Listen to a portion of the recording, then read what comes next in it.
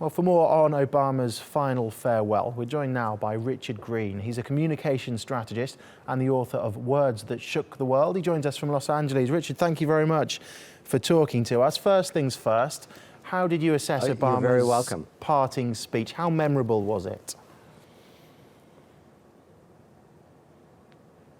Well, listen, Obama is an incredible speaker. That is how 8 years ago he went from being a state senator and then a U.S. senator and then became the leader of the free world because of a speech that he gave in 2004 as the keynote address for John Kerry, who was running for president then. And everybody at that time, and I was there when I saw him, said, "Oh my God, who is this guy?" We had no idea who he was. He looked different, he sounded different, he was fresh, he was exciting, and he has continued to be fresh and exciting and cool and sophisticated and intelligent and hip.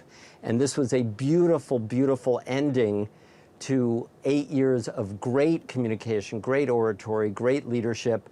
And sadly, I was watching it actually with a bunch of celebrities in Los Angeles, and there were tears from people who were literally crying out, "Don't leave, don't leave, don't leave." So it's a very emotional moment for us here in America, a very divided country, but an uplifting, beautiful farewell address by Barack Obama. So, Richard, what makes him stand out then? What is it about him when he gets on stage that makes him connect with the audience?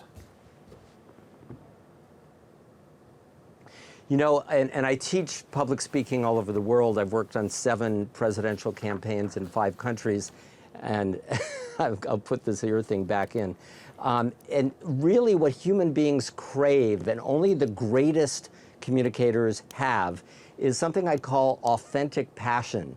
You could tell that Barack Obama is deeply emotionally, intellectually passionate about his country, about his wife, about his kids, about the direction of America, and about, equal rights and civil rights and all of that.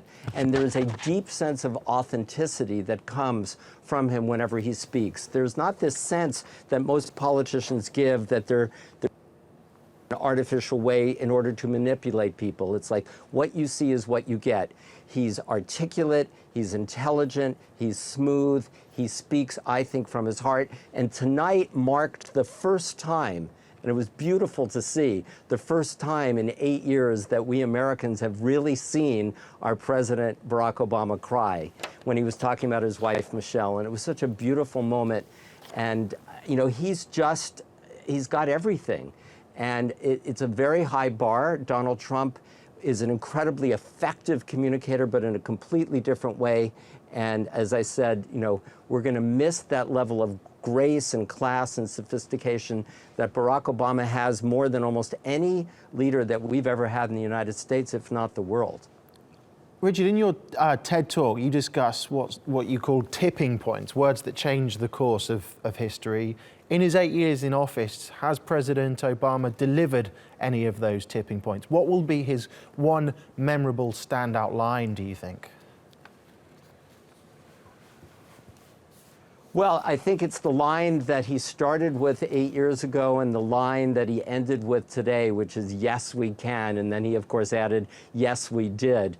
But really, the tipping point was that we had, in a country that literally had the White House built by African slaves, we had an African-American man for 8 years breaking the color barrier, bringing people together, showing that it's not about the color of your skin or your race, it's about your country and bringing your intelligence and your passion to what it is that you're doing. And so the tipping point was him as a leader, as an African-American leader, breaking all of those barriers. There was not one defining moment other than on a political level, the healthcare system, which is, we're way behind Europe and much of the rest of the world on that, and he wanted to catch us up on that. Republicans are going to try to roll that back. So a lot of interesting political things, but he restored, I think, the reputation and the class that we as America had after 8 very difficult years under George Bush, who was not articulate, who was not a great orator.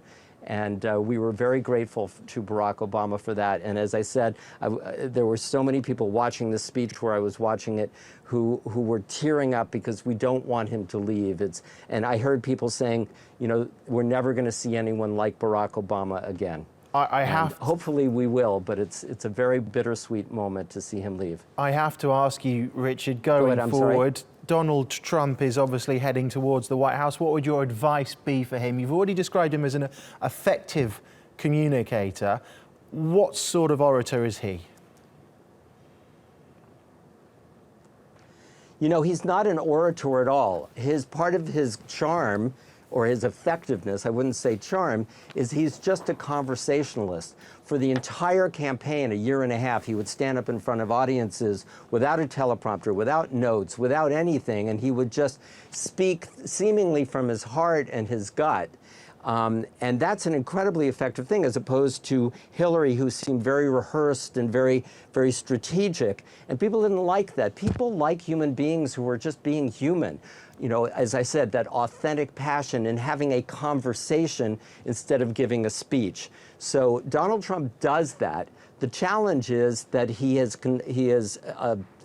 been considered to be quite hypocritical and has gone back on many of his promises. Maybe he doesn't tell the truth in the way that most people want. He's going to have a huge amount of challenges, a lot of breaking news about his relationship with Russia.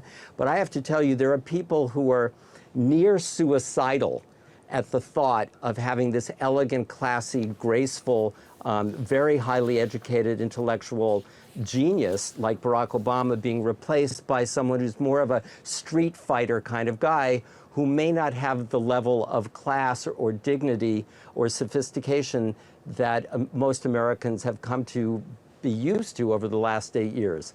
But Donald Trump, the greatest political story of decades and decades in terms of his winning the election the way he did. And so people are hopeful that he will, in fact, be as brilliant at running the country as he was at getting into the Oval Office, although the vast majority of America is very doubtful about that. Okay, fascinating stuff. Richard Greene, thank you.